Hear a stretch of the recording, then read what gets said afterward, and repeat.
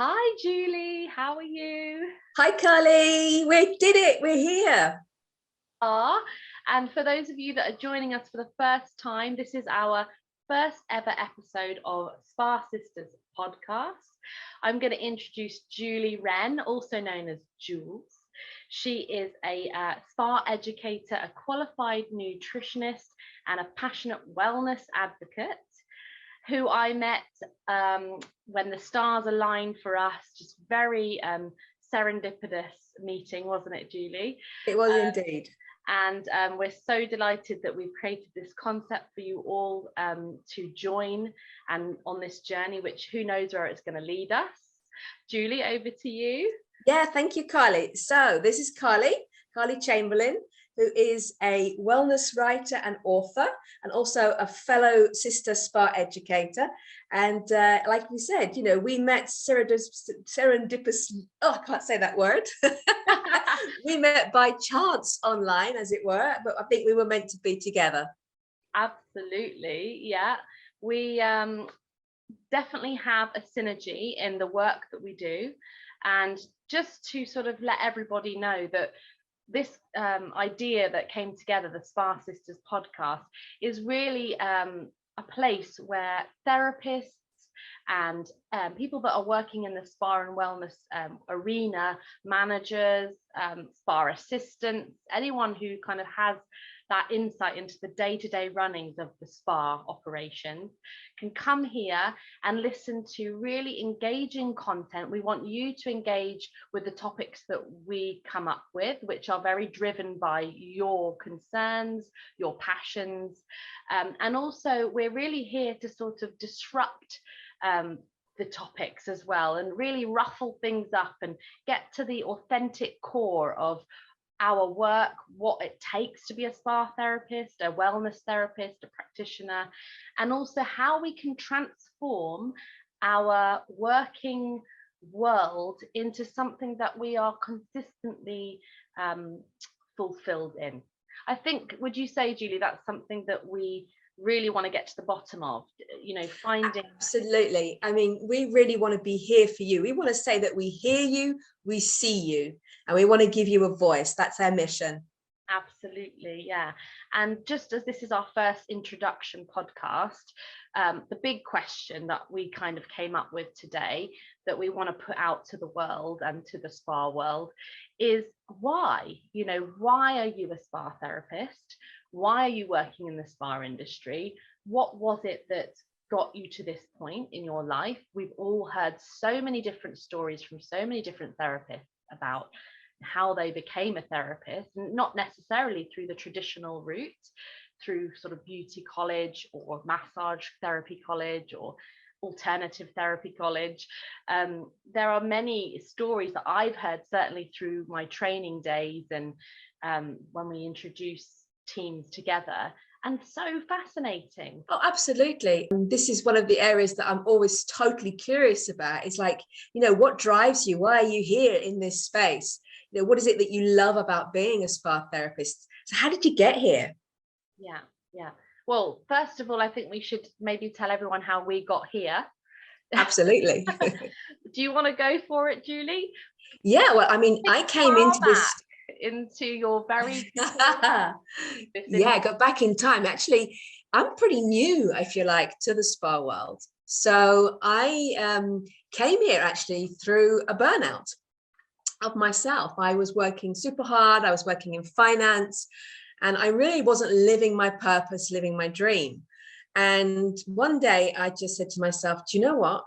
I'm going to give it all up, and I'm going to go and retrain, and I'm going to do actually something that's a burning desire within me for years. And that was to be a massage therapist. So I put in place certain, let's say, certain procedures, if you like, in place so that I could still do a bit of work, but I could go back to the UK where obviously the education was the best. And I started to do my iTech massage diploma, and I absolutely fell in love with it. And then over the years, I set up my own massage practice. And then there came a point in time when I realized that here in Belgium, I was a little bit too advanced, if you like, for holistic massage. And so I started to look for a spa to go and work in. And I applied to a spa, and the lady said that she really hesitated because she really wanted to take me. But at the same time, she knew that there was a brand out there who was looking for an educator.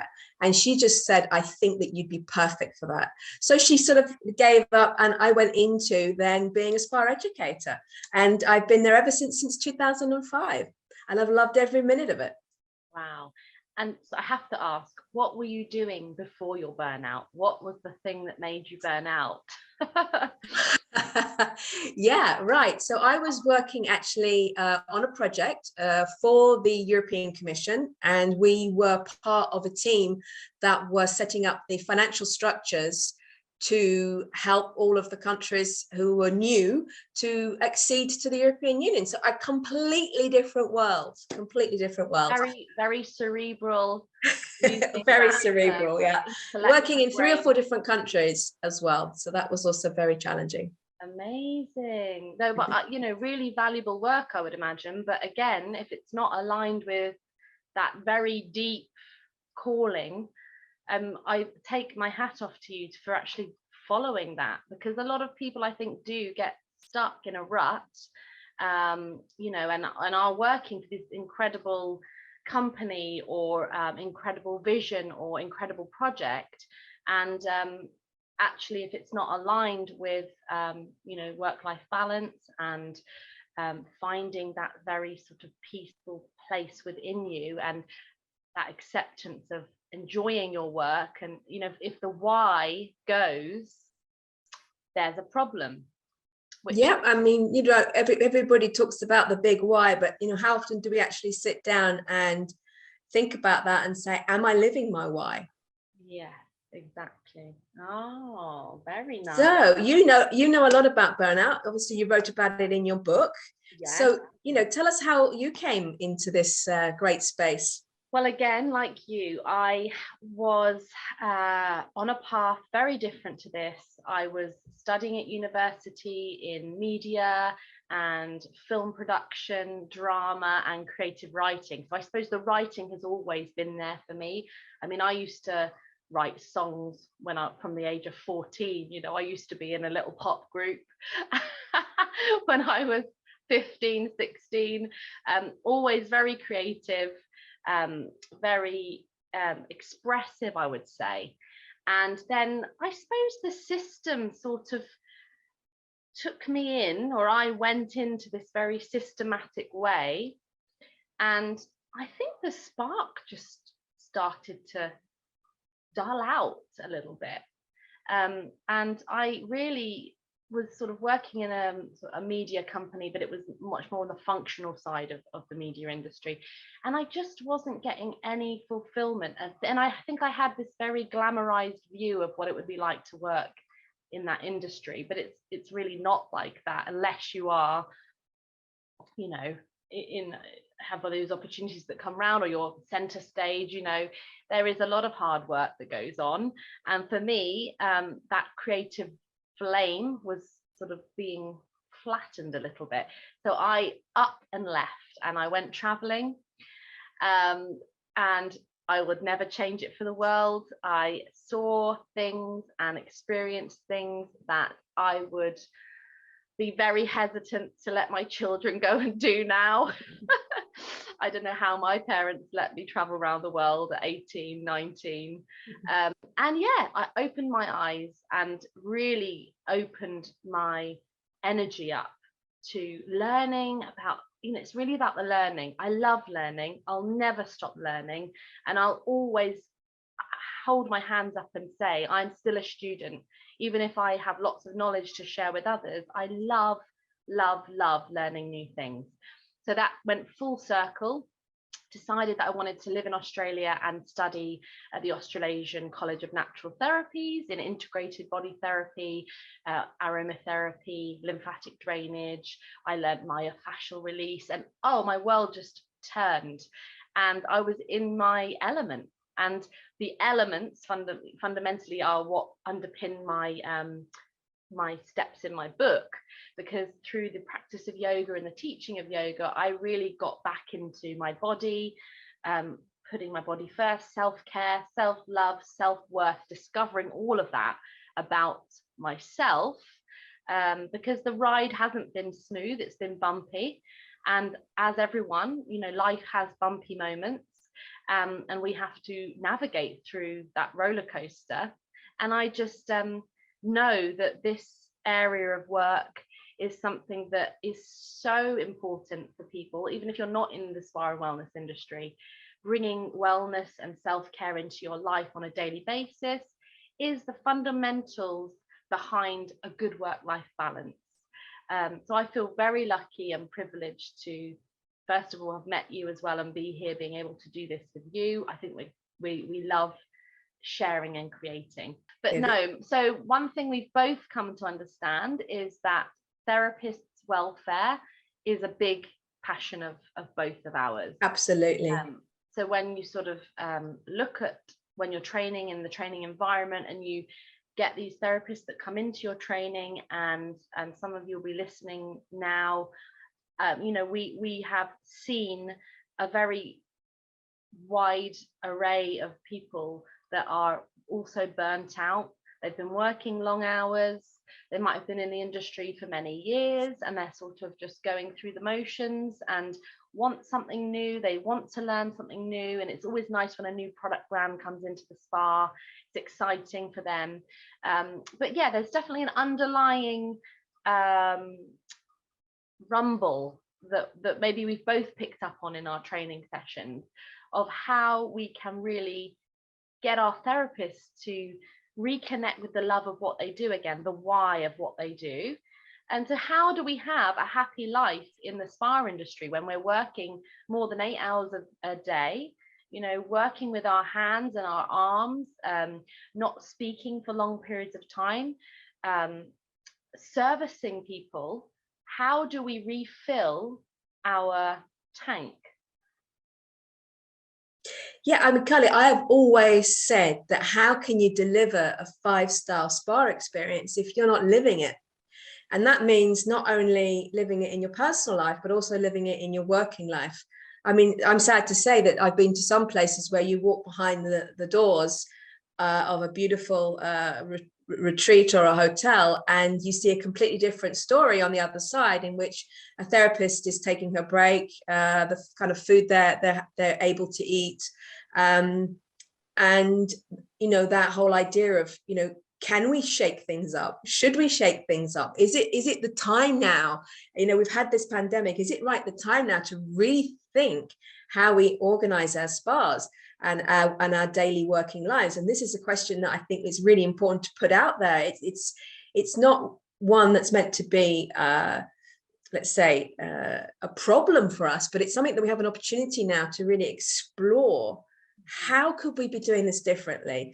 What does a therapist need to be truly engaged in what she's doing, to give her back that va-va-voom in her day, so that she can give, or he can give, that amazing service from the first client to the last client with the same amount of energy? There's perhaps a load of stuff in there that we could be looking at, in terms of breaks, what kind of breaks we should be offering people. I mean, as you know, Carly, I went back to work recently to have that experience. Yeah. And that's a whole other story. But yeah, certainly, I'm definitely hearing from therapists all over that, we need some change.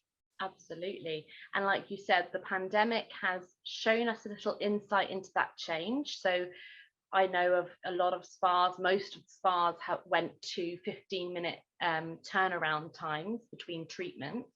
And from what I'm hearing, that's actually staying in place. So spas are effectively offering less slots for treatments and services because of this 15-minute turnaround time. However, they're using their creativity in ways where, what can we also offer people to still keep revenue at the level it needs to be, but therapists are huge fans of that 15-minute turnaround time, which I understand.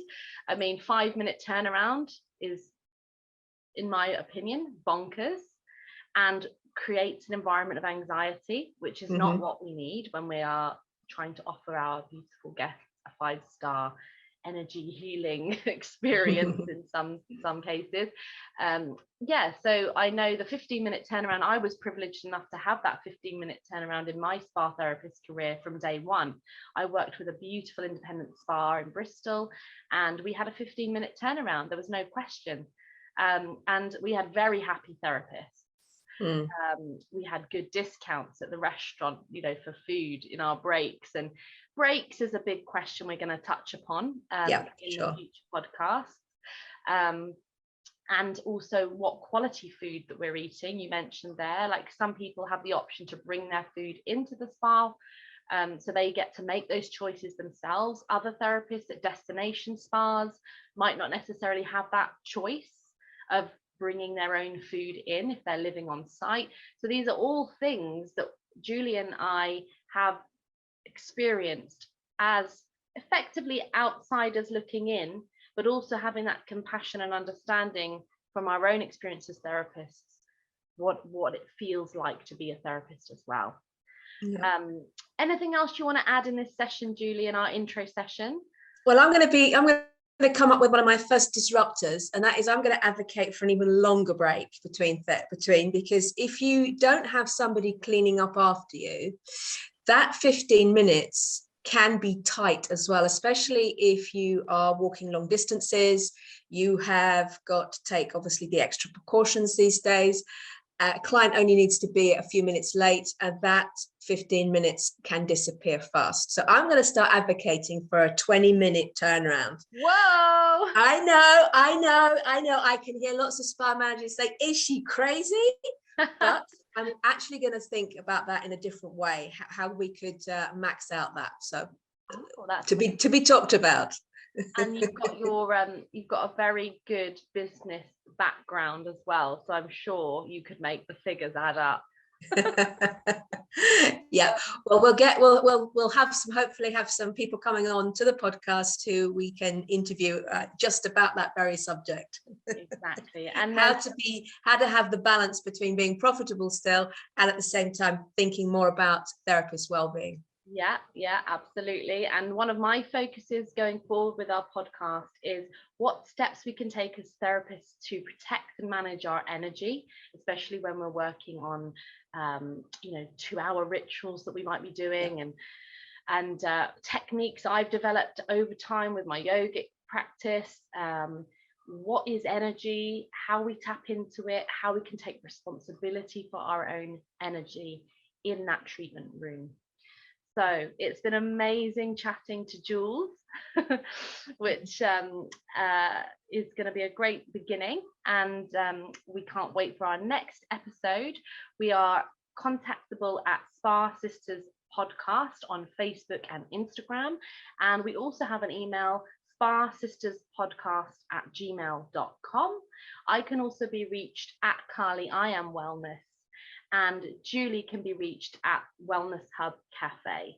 So thank you all for listening, and we will be back again for episode 2 ASAP. Thank you, everybody. And don't forget, we want to hear from you. We want to hear what it is that your biggest concerns at the moment, what you'd like to see change. So do write to us and drop us a line. We're here for you. Thank you so much. Thanks. Bye.